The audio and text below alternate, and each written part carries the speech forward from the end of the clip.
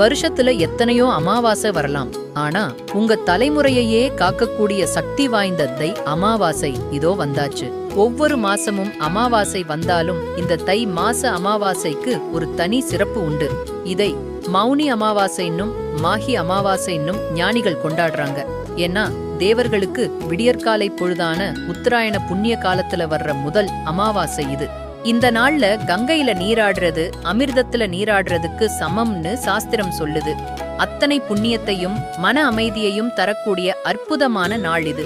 குறிச்சு வச்சுக்கோங்க. வருகின்ற 2026ஆம் ஆண்டு ஜனவரி மாதம் 18ஆம் தேதி ஞாயிற்றுக்கிழமை அன்று இந்த புனிதமான தை அமாவாசை திருநாள் வருகிறது. நம் முன்னோர்களால் ஏற்பட்ட பாவங்கள், தீராத சாபங்கள், குடும்பத்தில் நிம்மதியில்லாத சூழல், இப்படி எப்பேற்பட்ட பித்ரு தோஷத்தில் இருந்தும் விடுபட இந்த ஒரு நாள் போதும்.